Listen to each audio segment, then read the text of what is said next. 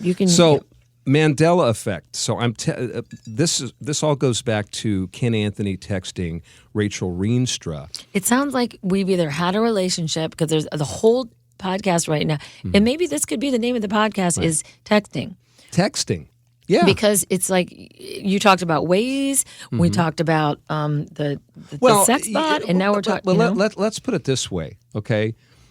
We haven't known each other for a long time, but I feel like we've become really good friends in a short period of time. And what is the best way that people become friends now in 2019? It is texting. People don't like to talk on the phone anymore. You yourself said that you do not like to really talk on the phone that often. Not really, and I'm really more direct than that. I hate talking on the phone ever. People, and as far as emails are concerned, the problem with emails is you send an email and it might be like, the next day till you get a response. Oh, no, I mean, that's what it's like. But even on dating apps, like you'll text someone and you finally, we both like each other. Bing! Yes, I'm excited. Right. So then someone reaches out, usually the woman, because men don't do that anymore. Right. So the woman reaches out and then he says hi. And then the worst thing is when a man says, "What's up? What's going on? Yeah. Anything interesting this weekend?" Dude, have a personality. How do you That's know he your talks question? like that? Because How do you know he talks it's what like my that? ex-boyfriends talk like, all of them. And they all have the same voice. But anyway, so then they'll ask a question, you'll answer a question. It'll be a month before you finish a paragraph. Right. And it's just like by the time you actually see each other, you're both in the nursing home and someone's got to take care of the other person. It's too long, right?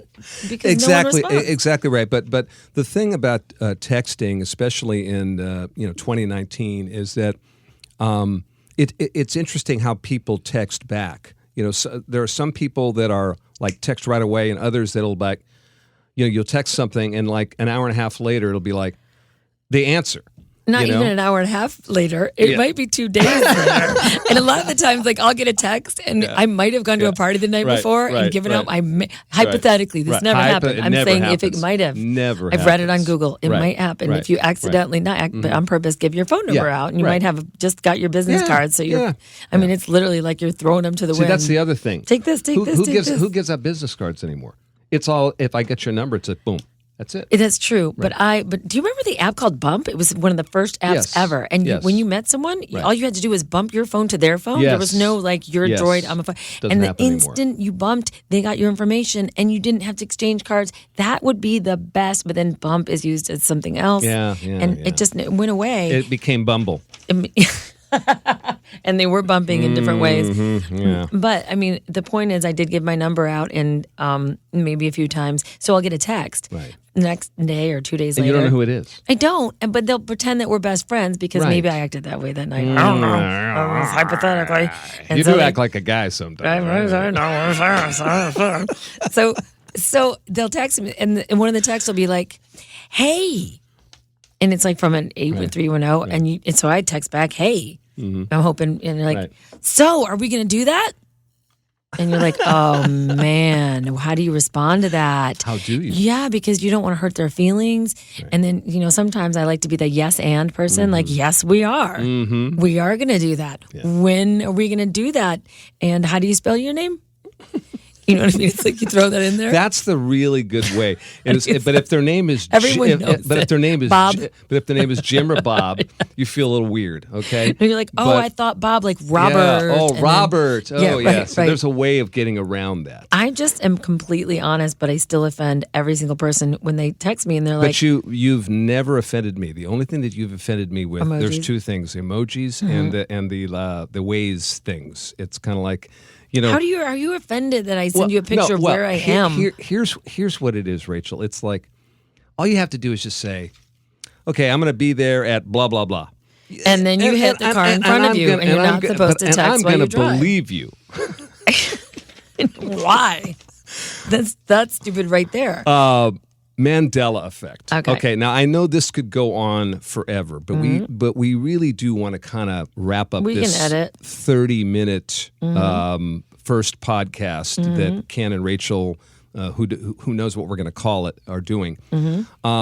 So I'm texting Rachel because it's all about our texting. Yep. We haven't sexted yet because she has a slut bot, and you do too. Because, and I do too. Yeah. So why would we even go there? Well, with you're each going to other? practice. Yeah, I'm going to practice. Not use emojis when you text, because he'd be like, could you imagine? Like I do something really sexy, like I can't wait to see you tonight.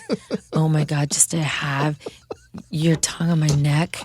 And then you text back a smiley face, and then like a face with like sweat on it. All right, I get it now. My God. I get it now. It's like I was just trying to get hot with you. You've made your point. It'd be funny if you clapped though. Like I did something like that, and there was like 8 with claps. with my little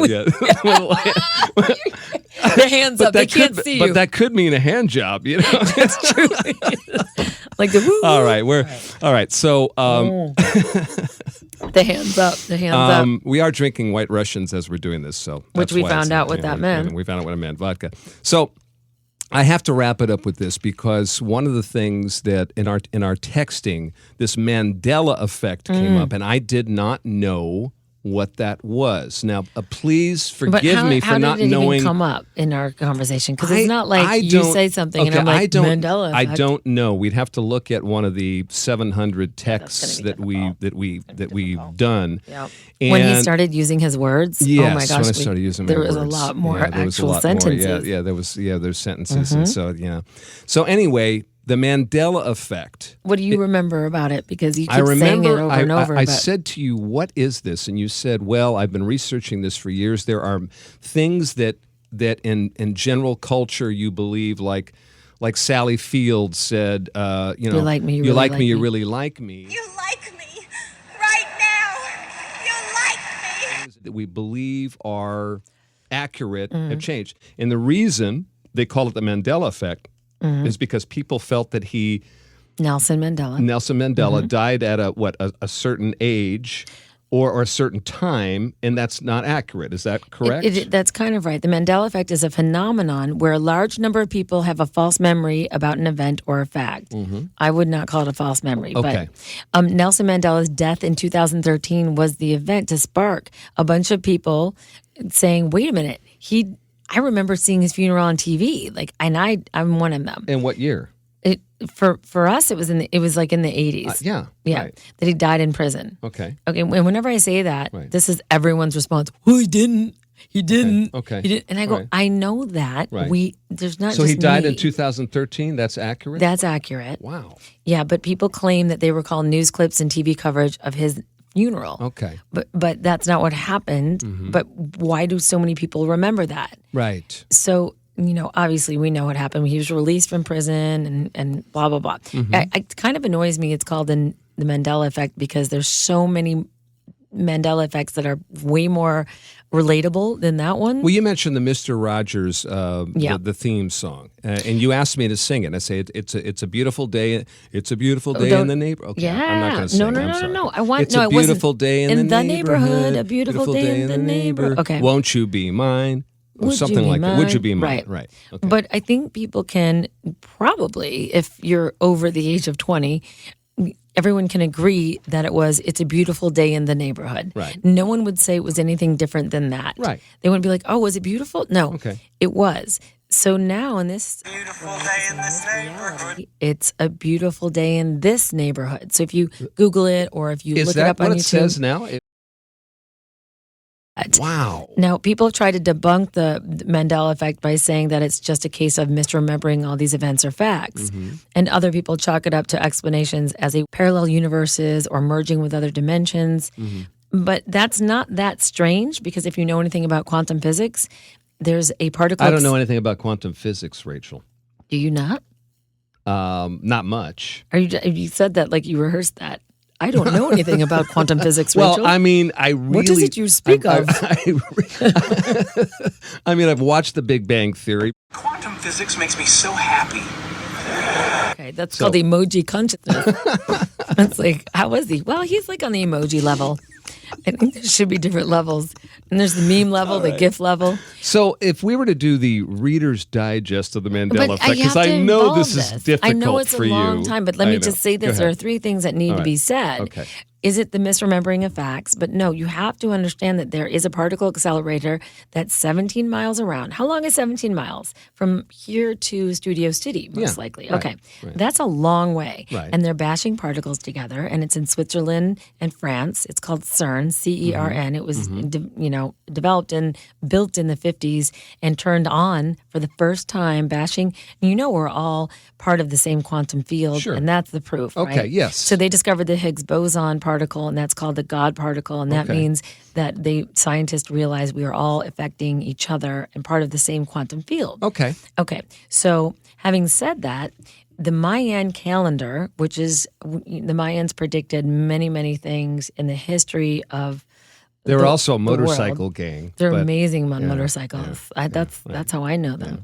No, so there's the Mayan calendar and the Gregorian calendar, but the Mayan calendar said it ended in 2012. Okay. And so a lot of people were saying what's going to happen in 2012, and everyone's ready for the end of the world because in our mind we're all We're programmed. past 2012. What? Are we? Yeah. Wait a minute. Like, can I Google that? We're really past 2012. I know that. Go ahead. We're past Go it. ahead. What I'm saying is the calendar Said. physically ended. Right. Like It ended there. Yeah. So people thought, well, that's when the world's going to end. But we are all programmed, Ken. I don't know if what do you think? What does it look like if I told you the world's going to end tomorrow? What in your head? What does that look like? I mean, when the world ends, like, what do you see? Is it like the nuclear bombs? Is it a? I don't think we see anything. I think we're gone. We're just boom. Okay, but Right. okay. So bad example. Right. Most people might remember the movie The Day After and then Right. think that we got bombed Right. or Right. something. Right. So 2012, there's so many people that thought this is it. This is the end of the world. But and then nothing happens. They're like, Right, nothing well, we're happened. still Yeah, here. we're still here. But we say nothing happened because in our brain we're programmed to believe it's got to be this huge event Right. where there's a huge, massive, disaster. Well, it's actually in the quantum physics world. We are existing on many different dimensions at the same time. Wow. Okay. And even Elon Musk says this is the simulation most likely, right? So it's only, there's a Ken that's looking at me right now on the microphone. And No. if you made a left, if I didn't come, there's so many situations that if I made one other choice, I would not be here with you right now. Yeah. So yeah. Well, that makes sense. That makes sense. It and the other part of it that I find kind of fascinating is it's not just. It's not just that you and I are here. I believe that we're here for a reason. I believe that anybody that you meet, anybody that you come in contact with, there's a reason for that. Do you believe that, or is that kind of bunk? Well, that's putting our meaning onto things. Like we're what's called making it mean machines. So the reason that you get upset about anything in life is because you make it mean something. It's your Right. perception. Right. It's not what happened. Right. What happened is it's very easier to understand it that way. That's why I call you Clarification Rachel. No, seriously, I'm more researcher, not clarification. But because that's my perception. Well, I can't say I'm right. yeah, but know I'm clarification Rachel sounds better than research Rachel. Really? Yeah, I do. Researcher Rachel, clarification. Because I'm not clear. Okay, maybe. I guess that's looked at by different. Anyway, Well, maybe clarification is close to clairvoyant too. Well, that's good too. I knew you were going to say that. You knew it? See? Okay, so we're all on different levels right now. We're all on different levels. So maybe there's a clarification. She knew I was Rachel? going to say that. I did. Clairvoyant. She Yep. knew I was going to say that. That's how you know. What am I going to say in 5 minutes? See? I knew that there was going to be that space there to make you feel uncomfortable. I wasn't uncomfortable. You know what? I can't tell you the future or it ruins the game. In a Yes. simulation, you don't ever know what simulation is like a video game, and this is all a video game. And Right. and ultimately it's about choices in a video game, right? And that's why, do you remember Frogger? Do you remember those video games that we played? Yes. Well, you always had another life. So when you died in Pac-Man, you got another life. So you're upset for a moment, but you were right back at that maze. But the more you did it, the better you got at it. Yeah. And that's what many people believe this life is. The more we do it, the more we'll I get like better that. at it. Yeah. So the death thing on 2012, many people believe that we all died in 2012 and we shifted to the next level of energy cannot be created or destroyed. That's Gotcha. a fact. That's from Einstein. So if it can't be, then it has to just shift to another place. So they turned on the particle accelerator in 2012 And that's when people believe we shifted to the next dimension. That's a little bit different than this one, but most people don't notice because they're unconscious. Right. And they're used to the programming from the news and everything else. But the people that are awake for some reason, like me, notice these differences. So here's are the changes, and that's what I believe is the Mandela Effect. Berenstain Bears. How do you remember it being spelled? The Berenstain Bears. Remember With them? a Stein. Yeah, right? it never was. Really? It's Berenstain Bears. Like And- with an A? Yep. Oh, interesting. And okay. even if you find a book from back in the day. Okay. Okay. And so in the movie Star Wars, what did Darth Vader say when he's looking at Luke? And it's that moment of revelation. And Luke is like, no. And he says, Luke, I am your father? Yes. Luke, I'm your father. Right. No. So he doesn't say that in that movie What now. did he say? No, I'm your father. No. I'm yes. your father. Oh, we think he says, Luke, I'm your father. Yeah, we all have memories of that. And Mama always said, in Forrest Gump, Mama always said, life.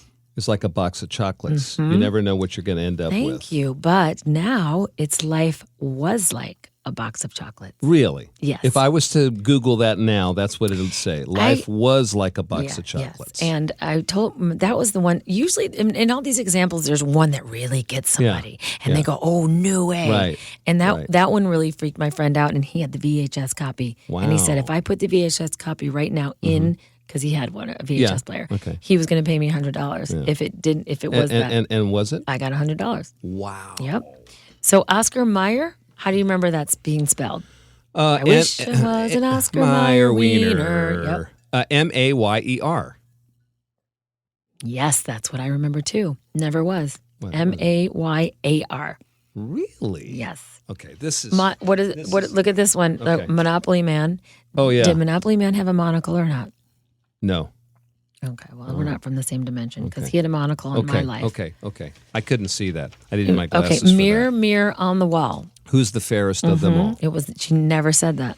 She never What did said she say? mirror, magic mirror on the wall. Oh, magic mirror. No, you don't say it like all of a sudden. No. That's right. I'm just this is just it's fascinating because and this was the gist of the text. Okay. Well, that was a lot. To we text. have to get back to the text here because we have to kind of There's no way to wrap it up. We're living in another dimension, and nobody cares. So Nobody cares. in the next dimension, Yeah. which I'm going to call the next podcast. Build it, he will come, or build it, they will come.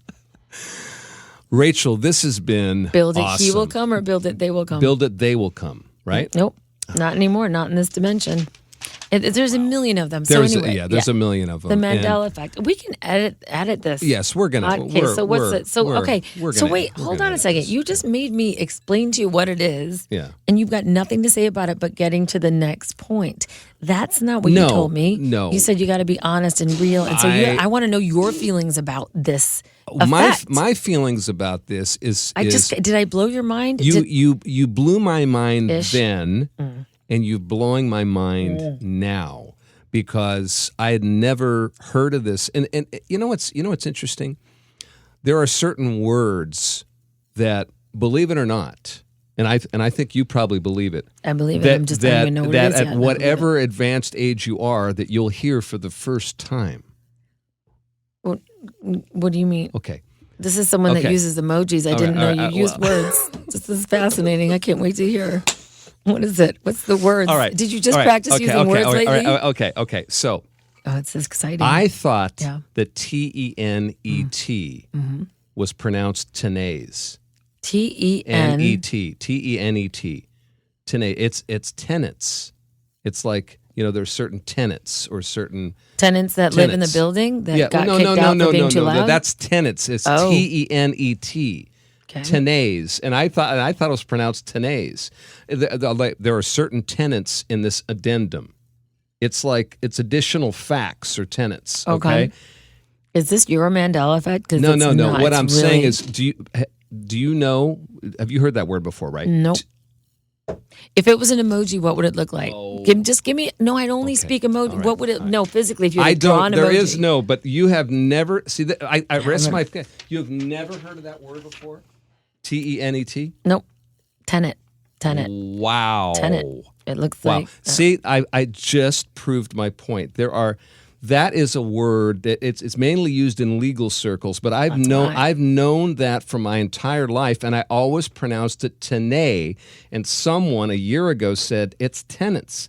And then you know what's interesting about that? I hope is I that can for get to that. a year after that, over the last year, I've seen shows or whatever, and people say that word, and they say tenants. So this is your Mandela effect. Well, what I'm saying is there are certain words out there. You have to admit there's millions of words. I mean, you watch a spelling bee, and they're having them spell words that I don't even know exist. But that I find fascinating because I've been a writer. I've always fancied words, even though I don't use them on my text as much as I think instead of a spelling bee, there should be an emoji bee. Emoji bee. Yeah. But that's... I just found that fascinating, and maybe you do or maybe you don't. So when I said, what's your reaction to the Mandela effect, you said there's a word that changed for you, the tenets. But what's your reaction to the fact that all these things, like Mirror, Mirror on the Wall, Scarecrow has a gun now. My reaction to it is I didn't know about it. But now that you know. I think it's fascinating. It's mind-blowing. That, do you think we shifted dimensions? Do you think that if that's the point that you're trying to make? Well, I mean, because there's many theories. You think it's. I know you find it fascinating, but ultimately you come to we either all were remembering. All of us remembered the same thing wrong, right? Or it was like the misremembering, which is what Wikipedia will tell you. Or do you think that has something to do with it? Because the Mandela effect. Even CERN admits to, it's in one of their videos. They're kind of making fun of it, but... if you're asking me my honest opinion, we're talking about it now. And the reason we're talking about it now is because I find it fascinating. I found it fascinating when we texted about it. I find it fascinating now. Yeah. But for me to answer the question, it's almost like, what do you... I'd have to think about it. Continue with that voice. Yeah, it's kind of like, what are you? I wanted to hear that guy. What do you think? I'd have to think about it a little bit more. Not that I wouldn't not think about it, but I think you would not think about it again until you see me. Because really? No. I've had dreams about it. You have not had a dream about it. Come on. That's for the supposed comedy of the podcast. Yeah. No, in all seriousness, it's a lot to grasp. It is. And you have been grasping it for a lot longer than I have. That's true. And you find it fascinating. I find it fascinating. But for me to answer that would be another podcast. Yeah, that's true. I will leave you with this. And we might not be a Bible reader, but it's not just logos, because some people might say, well, that's just logos that were like the VW, the Ford logo. They've all changed. VW used to be connected, but they'll say, now there's a space between the V and the W. Right. Anyway, but they'll say it's something that, we all remember because of these, American prototype kind of stuff that's out there.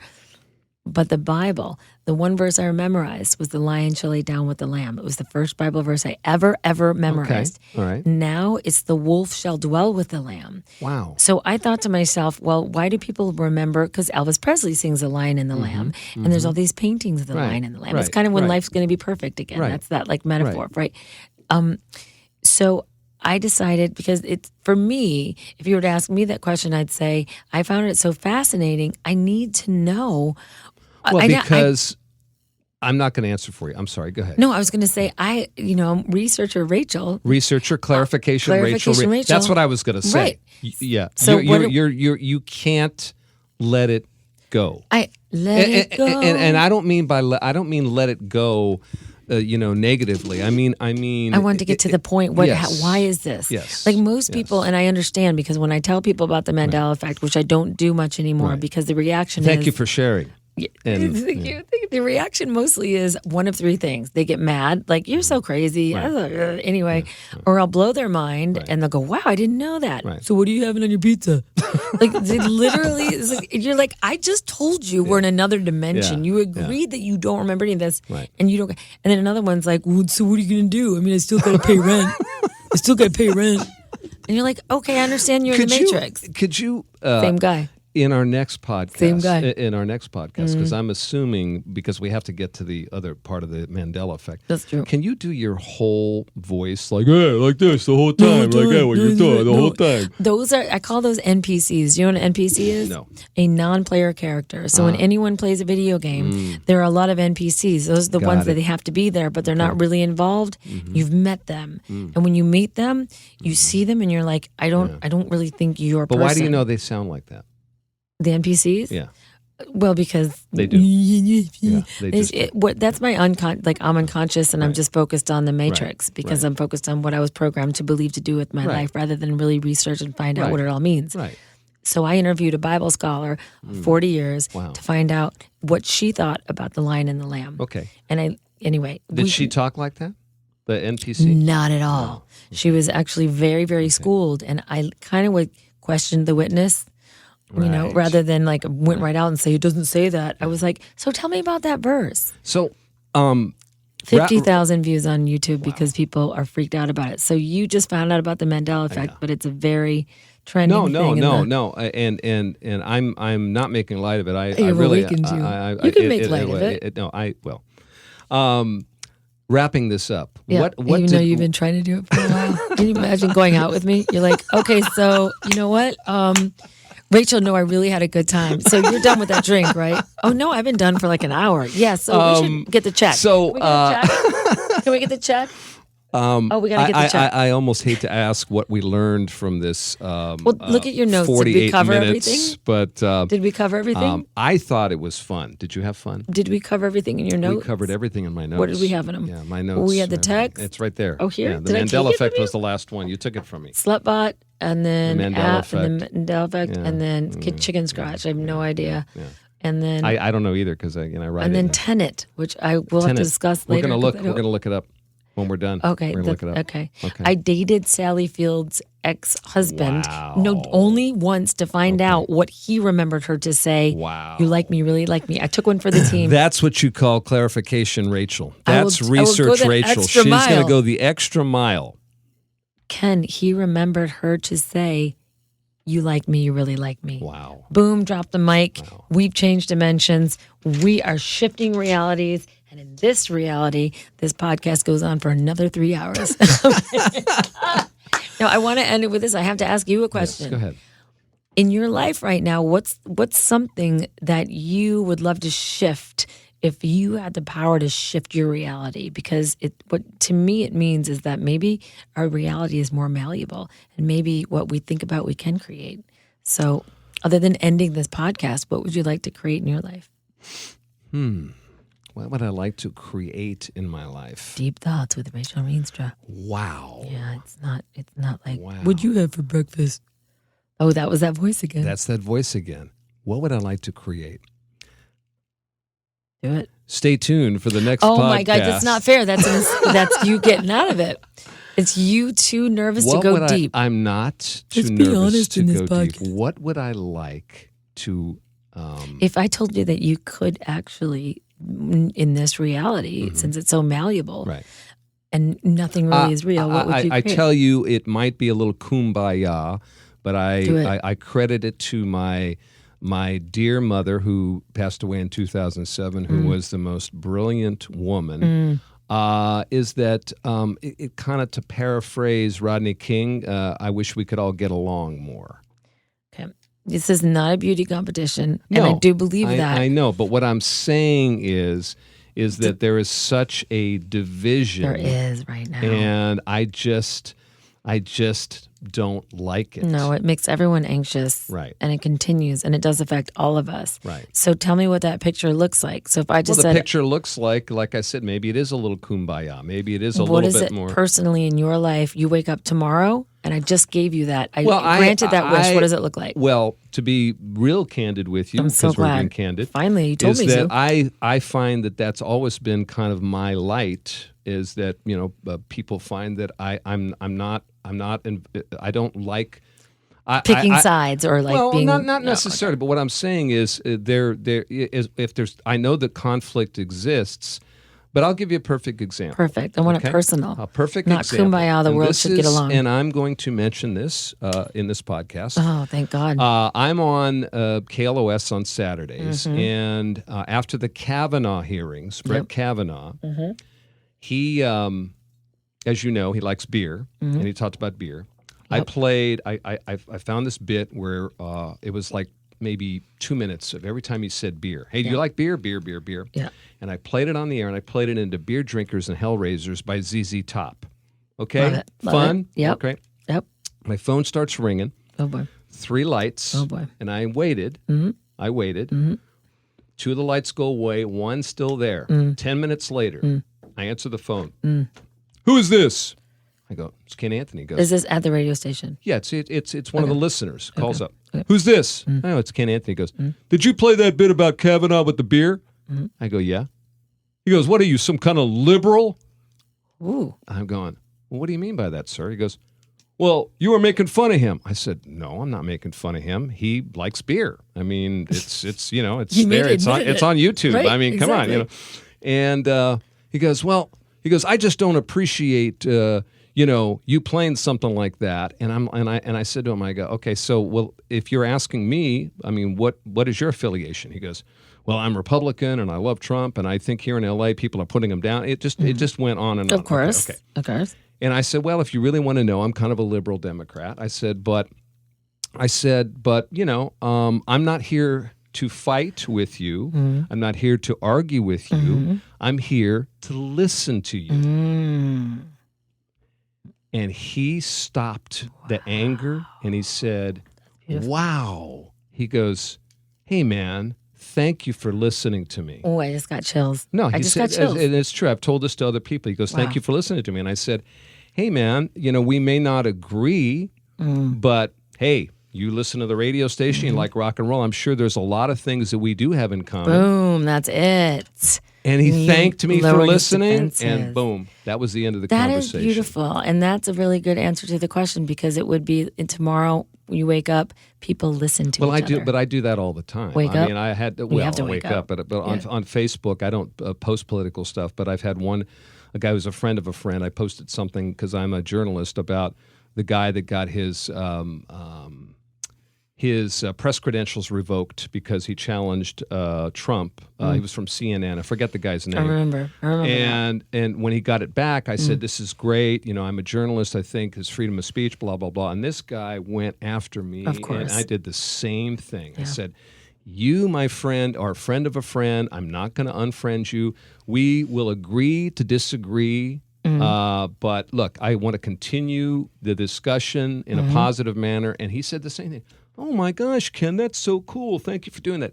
That's always been me. That's always been me. Beautiful. That's a really great way. And so if you were to ask me, what kind of effect, I think that every one of us individually in our own way, can do that every day and make a difference. That's really beautiful, because if you were to have your reality shift, and me too, and isn't it cool that we could create that reality with each person that we can, whether it's on Facebook or meeting someone in real life? Because I lowered the defenses with someone too. My instinct was to defriend him, because it was when the guy got shot. It doesn't solve anything. It doesn't, but it was the Facebook where on the live feed where the black guy got shot, and there was the whole thing and the gun thing and all that. And people got crazy on my Facebook, and I didn't do it publicly. Right. I privately messaged him because I was going to That's the way to do it. Yeah, and I just said, listen, I don't know your story, but I almost defriended him. And when I went to his page, I saw that he rescued pit bulls. And I'm an animal activist. Yeah. And so I was like, oh, crap. Well, it kind of follows a management tenet. It follows a management tenet. Yeah. And the management tenet is to praise in public and criticize in private. Or what you're saying is very important, because ultimately the only way we can bring people together is to listen. And if you and I disagree on something, what I can do is go, I just want you to know that you're heard. Right. And then when you disagree, they're fine. Right. They just need to be acknowledged of their opinion. That's all. That's what that listener wanted. He was expecting someone to yell And back he was at him, waiting for it. and it was like Yep. I diffused it. And I just think we need more of that. It's very easy to go, oh, this guy's this or this guy's that. But I guess part of it is my glasses half full. Hey, it's all good, and kind of go with the flow, mentality, which I've always had, and it's served me well. So. And that's why it frustrates you so much in this dimension we're in, or this reality, that people are so aggressive with each other. Right. And ultimately, and I'm a very passionate person, so I want to, but I will never take sides because I don't know that person. And then I find out not only does he rescue pit bulls, he had a bad thing happen to him and his best friend got shot. And so when I heard his story, I said, we still disagree, but I just want to say I respect what you went through. Right. And boom, it was like this beautiful, but it was privately done. And then now I look at everyone that disagrees with me in a different way because I don't know their story. So that's there's a psychology book, and I'm trying to remember the name of it now, but here's the final example. And the example was there's a man on a bus, and his kids are running all over the bus, running back and forth and back and forth. And there's a guy sitting across from him that is annoyed by the kids running back and forth on the bus, going back and forth. And he says to him, he goes, "Sir, could you get a handle on your kids? I mean, it's kind of bothering me. They're running back and forth. They're going crazy." And the man says to him, "We just came back from the funeral of their mother." His face. And it was probably like... And then the guy said, "Oh, I'm sorry." All of a sudden, he wasn't mad at that circumstance anymore, and that's what I'm saying. We rushed to judge. That's exactly right. I was in a taxi cab in New York, and I was saying something to the driver, and he just wasn't responding. And I'm like, wow, people are just so rude. I mean, because I'm nice, and most of the time they respond. And then I'm like, okay, fine. And I was all pissed off at the fact that I was being really nice. And I know if you don't want to talk, that's fine. And then he drops me off, and I looked to my right. My knee was covering a sign that said, "I'm so sorry, I am deaf. Please." And I was like, wow. "Ooh, I got schooled." So anyway, it's the reality that we're living in, and if you want to create your own reality, that's a good way to do it. But we covered sex bots. We've covered almost like there's a lesson to this whole thing. And it's 59 minutes. Oh my God, 1 hour is what a podcast is. This is an hour-long podcast. But you know what, at the top of the hour, what I did learn, what I had to remember from doing... what? The Rock of Southern California, 95 KLOS. You have to say at the top of every hour. 5 KLOS. Did I say points? Did I say fine? She didn't do the point. Did I? All right, so we have 30 seconds left. No we have 30 seconds left. We got to say goodbye. Rachel, we have to say goodbye. Yeah, Rachel, pineapple. That's how you end it. Right. You're not. No, is it I still think recording? that, Is it recording? I don't know. It's not our sponsor yet. When we get sponsors, we'll start to randomly put things. All right, where's your cup of coffee? You had something to drink. Oh, I put it away. All right, drink water. Drink water. Here, I have I'll my just own do water. that. Okay, I'll just do this. Right here. Here, hand it all over. Yeah, that's good. You're welcome. Okay, I mean,